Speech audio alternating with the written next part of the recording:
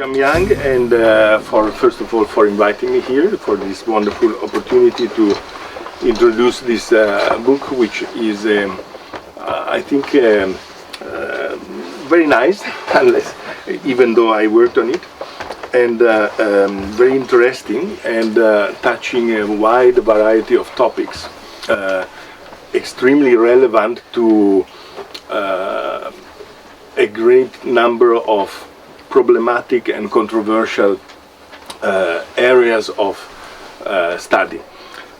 In particular, the main thing that moved the author, Chögyal Namkhai Norbu, to work on this topic is the specific characteristic of the manuscript that around which the whole book is kind of constructed.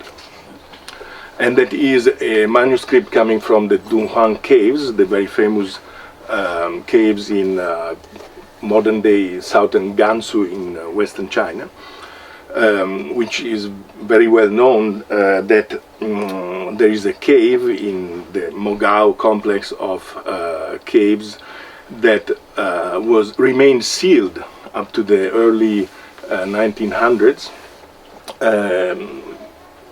From the, I think, mid-11th century. And so that is the, they call generally the terminus ad quem.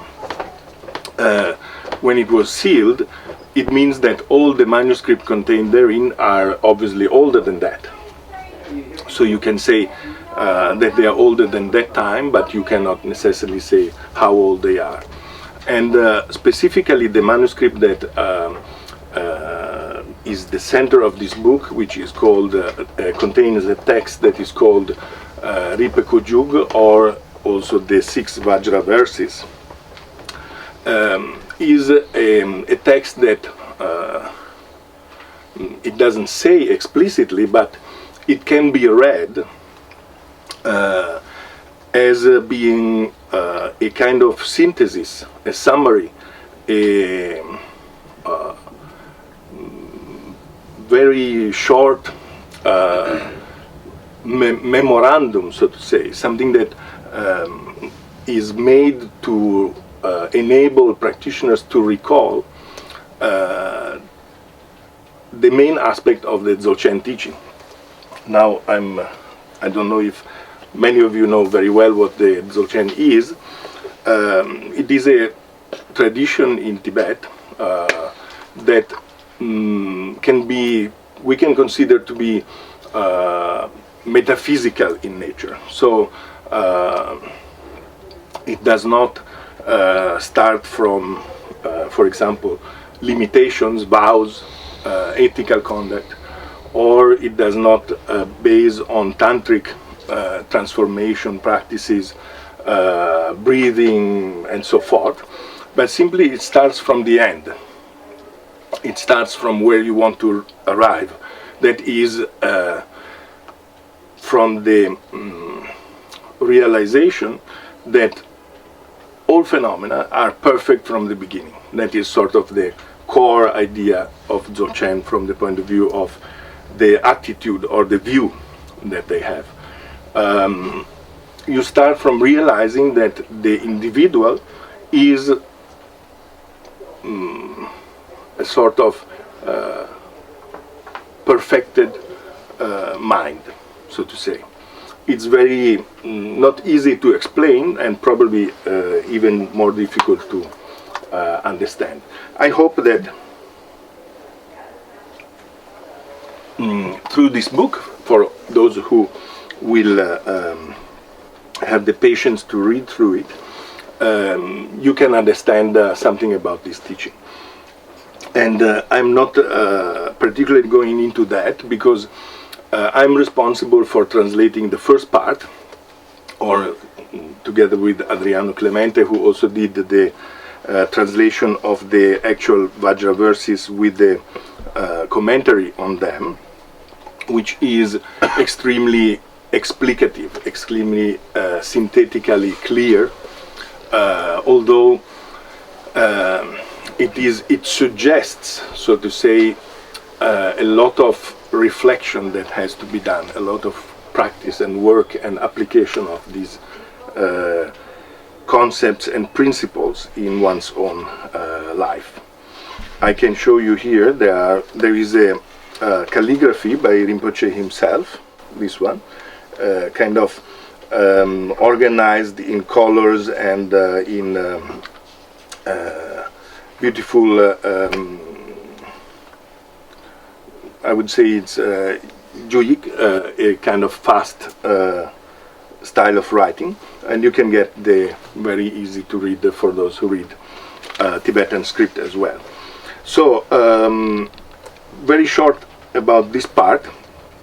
There are 6 verses, 6 lines that can be read in a variety or in a sort of cascade of levels of interpretation, or also levels of understanding, in a variety of tripartition into which the Dzogchen teaching can be understood.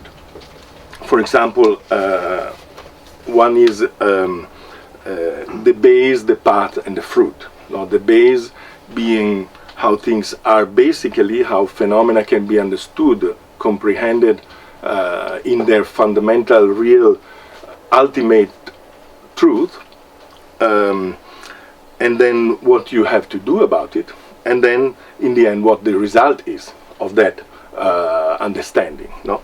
And this is quite, so to say, once you have read them with that view in mind, you can then apply that to another scale of tripartitions. But it will be more clear if you look at the big book, and it's better for me, probably, and for you as well, that I talk on the other topics that this book is in. And that is, I should also say that for many Tibetan tradition, this Dzogchen teaching has a long history being considered spurious or not authentic, not Buddha Dharma that came from the Buddha Shakyamuni, for example. Depending on the view of the various individual people who looked at that from different angles, it had been criticized in many ways. And particularly the main critique is that it was not something authentic coming from an authentic source. So, which is a crucial topic in all Buddhist teachings. No? The Buddhist teachings should be transmitted starting from an origin, which is the origin is the goal. No? So the teachings basically are taught first by the Enlightenment itself, and then transmitted through humans, who transmit it in order that these humans can go back to that Enlightenment. So, to say that it does not go back to an authentic, authoritative, enlightened source is like saying it's useless. It doesn't work. It is not something that can take you there to where you want to go, to the goal, enlightenment.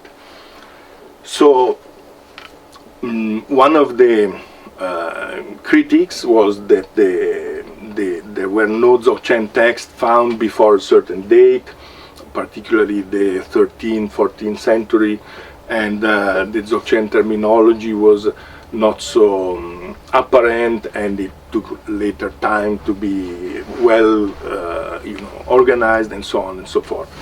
So it is crucial for Chögyal Namkhai Norbu to demonstrate that, or at least to suggest or to give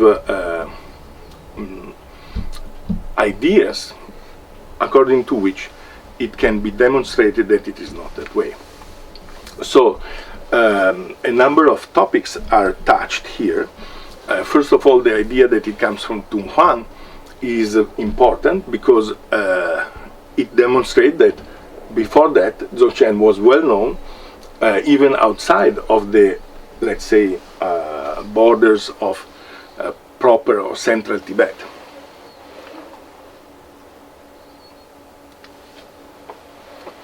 that it was something that you could find in a Buddhist library around in the various deserts along the Silk Road. And this obviously is a proof of existence, no? And so in this book he presents this reading of these Six Vajra Verses, or Rigpa Kujuk, with the accurate commentary and with the argumentation that it constitutes the core of the Dzogchen teachings. The tradition says that the great translator Vairochana, who was active around of the time of Guru Padmasambhava in Tibet, went to Odiyana in let's say northwestern India, or modern day Pakistan, so northern Pakistan, for which we will come back later, and retrieved some texts, particularly of the Semde series, so-called, and the first one he translated into Tibetan was this Six Verses, or Rigpa Kujuk. Rigpa Kujuk, Rigpa means the state of, well, let's say the state of realization of a Dzogchen practitioner, very shortly and very generically. And why is it called the Cuckoo of Rigpa? Because the cuckoo in Tibetan folklore, so to say, or Tibetan tradition, but also in other places, is the first bird that when he sings, spring is around, no? Winter is coming to an end, and the beautiful season and the light and the energy of the rebirthing of nature and so forth is about to happen. So it's a symbol of very good, of very auspicious melody, so to say. So as a in order to so to say propitiate the initial starting of this tradition in Tibet, he translated this text first, probably also because it was particularly synthetic, no? And from that first translation, the text kind of spread out in a variety of other texts. It is found as a part of other important Semde texts, such as, for example, in particular, the famous Kunje Gyalpo, the king, the all-creating king, I think it's translated. So it is a actually pure, fully Dzogchen text, or at least it can be read as a fully Dzogchen text. No? Some people argue, for example, that it is also, it can be read in terms of the instantaneous sutra teaching, such as, for example, the Chinese Chan teaching. But I think that is a bit far-fetched, in my opinion. This part of the book with the commentary and the annotation and so forth was translated by Adriano Clemente, who is the main translator for all the works of Chögyal Namkhai Norbu. For my part, I did the translation of the quite important introduction part here, which is, I think, more or less 2/3 of the book, I think. And the story of this translation is a bit quite funny, because initially I thought, when they asked me to translate, I thought I use it as a base text for my translation courses in summary in Italy. And we have a group of students, and we translate text together. And so I tried to propose this one, and everyone cursed me forever, because it is really very difficult from a variety of points of view. first of all, most texts are quite ancient, quite old, and although in Tibetan has this incredible characteristic that you can read the text written like 1,000 years ago, similarly as the ones written yesterday or today, no? Provided you use the same style of language. But nevertheless, the texts are sometimes quite convoluted, I should say. I probably shouldn't say, but or using words that are difficult to grasp. No, so to say, they are not. Dictionaries for Tibetan language are very bad, and so sometimes you have to do a full research for every word that you encounter in the text, no? And it is done in with a structure that is typically Tibetan, traditional Tibetan, where you have an author who wants to demonstrate a point, and in order to do so, he quotes text. If the text is considered to be authoritative, the quote for the demonstrating a point is considered to be a definitive demonstration, really. Quoting an authoritative text is equals to demonstrating logically something. Okay, so quotes are very important, and this text is made up of a number of quotes, just interspersed with some commentary, some connective text in a completely different style of language, which is generally these days called modern literary Tibetan. So, what was the purpose, or what is the idea behind this introduction? It is to to shed light on the various complex historical, geographical situation that was actual around the turn of the millennium, the first millennium, no?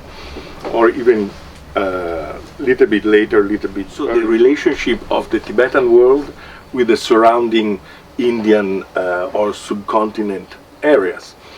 To sort out what these, or where these semi-mythical territories were, such as Odhyana, maybe you have heard about those, or Shambhala, maybe this one is more likely to be common, no? And so there is a research, mostly done in this textual world, to pick out passages that could point to an identification of these places and the relationship that occurred among them. Also linguistically, looking at the various, for example, title of text and so forth, in order to sort out what kind of languages were implied in all this complex Tibeto-South Asian world. And in particular, about the identification of Odhyana, there is a large part. Odhyana as a region has been baffling scholars and students for a long time, to the point that for some it is not even a real place. No? It is a place of the mind, so to say, a place where you can go only via spiritual realization, so to say. You have access to that repository of knowledge that pops up into your meditating mind, so to say, and you call that the place of Odhyana. Or Shambhala. No? Shambhala, many Tibetan authors, for example Taranatha, who is a great scholar of the 17th century, more or less, he said he wrote a guidebook to Shambhala, how to go to Shambhala. But first thing he says that is you cannot go there with your senses, with your body, with your gross figure. It's a place of the mind. No? Others say that they are actual physical areas, physical places. No? And most probably they are both of these things. They are mind places, places where only the spirit can visit, and places where the body can visit. Most probably, if ordinary people go to Odhyana or to Shambhala, they wouldn't even notice that they are in a particular place. So, so for doing that, he Chögyal Namkhai Norbu kind of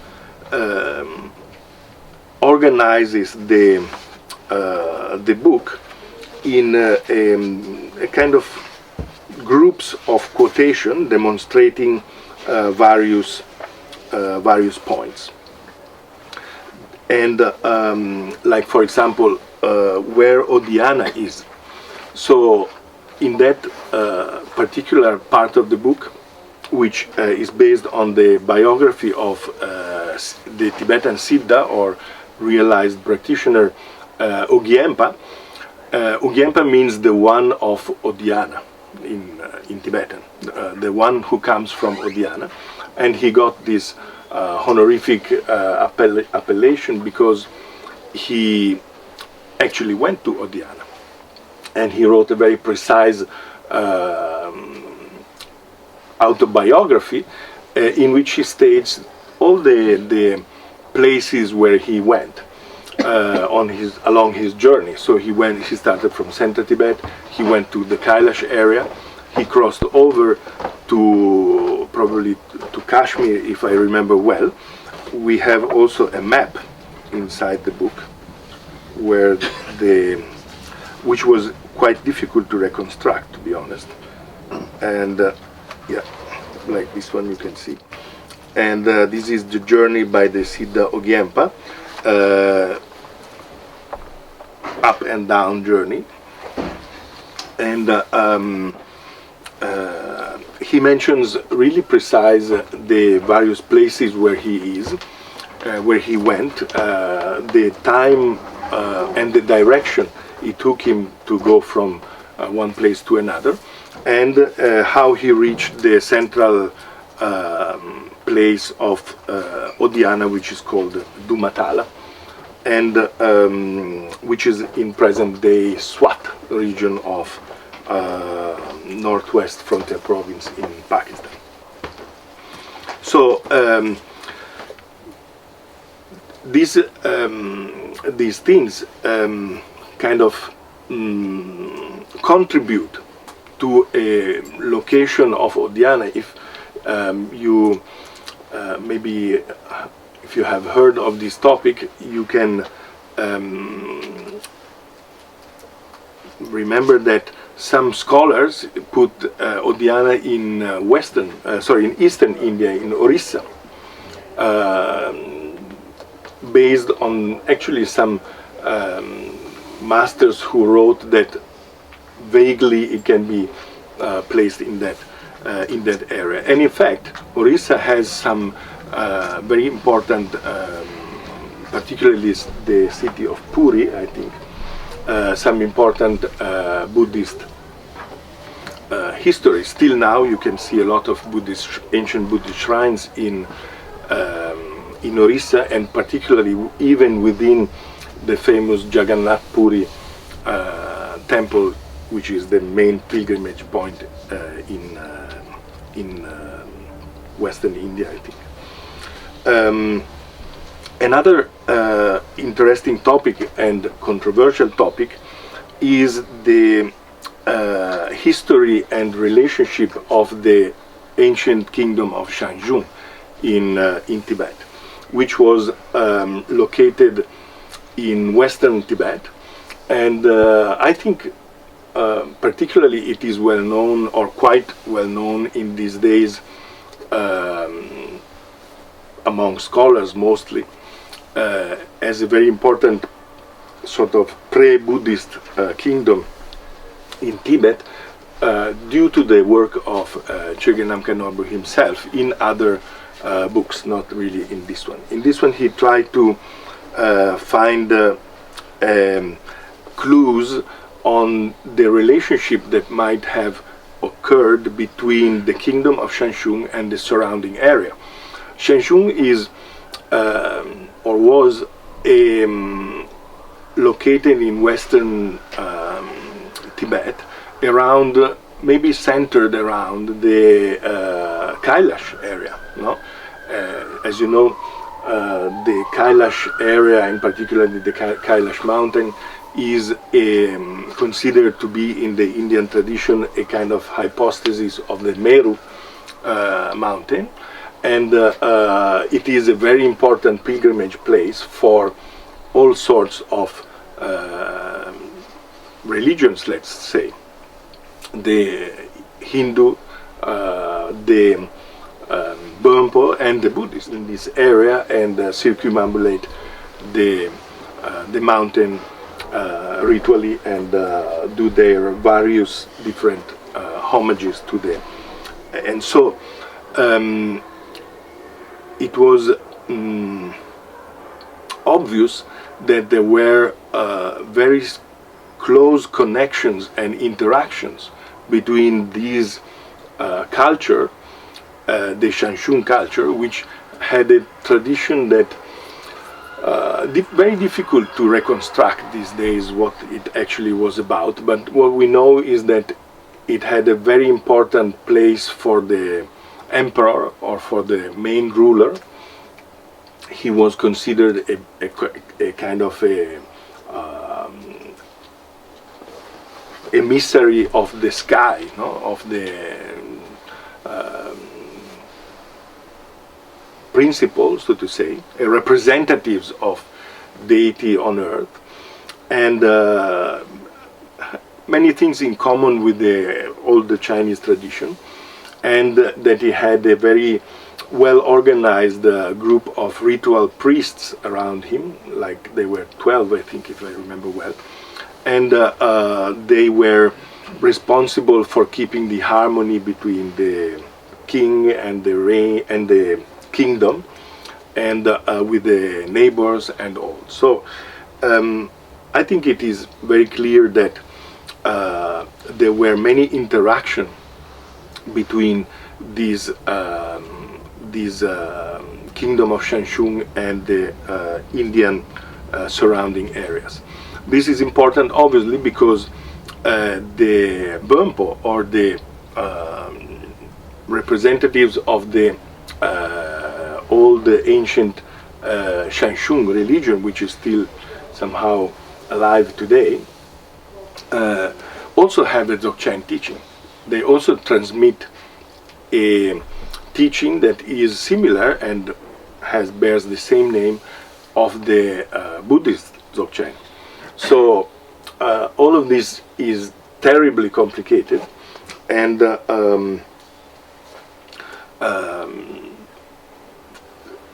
no doubt it needs a lot of research more, a lot of also archaeological evidence to be confirmed or denied what is contained in this book. But I think personally, and maybe I think we can then have questions, if you like, which I think are the more funny part of the story. I see quite bored people in front of me. So maybe questions can enliven things a little bit. But I think it is a book that contains many kind of challenges, so to say, things that try to, I'm not saying to draw a new picture of the history or the ways how religious interaction worked in the past, because that is really difficult to reconstruct. And also maybe you find a point affirming a certain thing, you then find something negating it, no? And it is really difficult to say which one is true. Probably it is best to go with the same Vajra verses. Maybe I can go into that a little bit when he says Nazoranji Minkan. So this means the variety or multiplicity.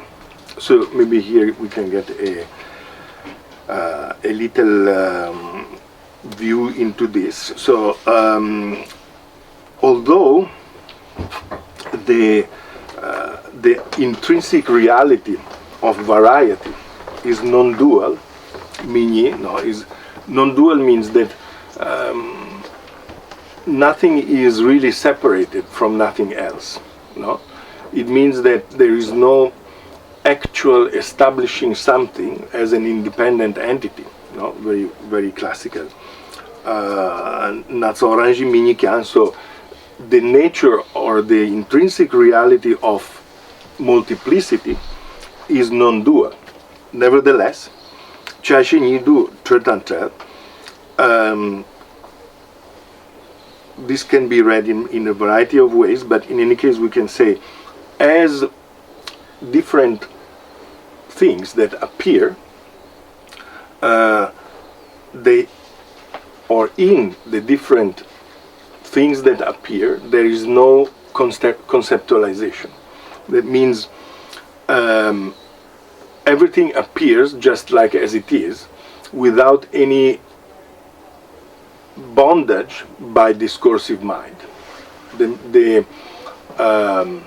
or without any construction, without any artificial contribution by a logical mind, a mind that wants, a mind that desires, a mind that does not want, does not desire, no, or refuses, and so forth. Jishinwa shemitokyan. Jishinwa, it means how it is, the thing, how, or reality with the capital R, so to say. Jishin actually means Ji means what, and Shin means how. So, what, how, literally, it means how it isness. It's very difficult to translate these kind of words because probably we lack the concepts, no? But the total variety of manifestation, or which is actually the total variety of manifestation, can be interpreted of our own perception, no? What we see, what we perceive, what we think, and so forth. Mitok is not conceptual, or is not something that is linked to discursive thought.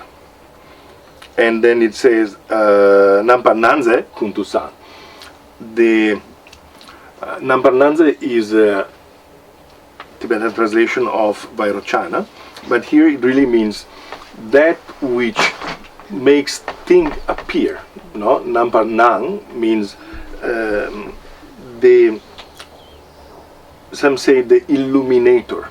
No, the thing that enlightens things, not only enlightens in the sense of enlightenment, but makes them visible. Is all good, all positive, total positivity, in the sense that it's completely enlightenment. It is very Dzogchen, so it is very simple but not so easy, as they used to say, as the master used to say. Simpezove ne pante, because it is complete, this it, no, is the core reality or whatever, because it is complete, it has abandoned the ailment or the illness of searching, of effort, of going after something. No, the mind finds itself in a sort of reflexive contemplation, and everything appears, but there is no going after, there is no refusing, there is just, so to say, rejoicing in everything being already perfected, everything being kuntuzab. And then it says lungi nepe shakpayim, and because it is there spontaneously, that's it. More or less. You can read a better translation than that in the text. The first two verses are related to the outlook, how in Dzogchen you understand things. You should consider things to be the tawa, no, or the base, if you like, better said in this case. So things are. There is multiplicity, but there is no duality, and this is the base. Then there is the path that one does not apply discursive mind, for example. No, whatever you think, it's wrong. I'm not particularly talking about your thoughts. And then the fruit is that you just contemplate. All you see, you remain in a situation which is both embracing multiplicity but permeating its principle, so to say. I use words that are not usually common in this kind of place, but maybe they can be understood.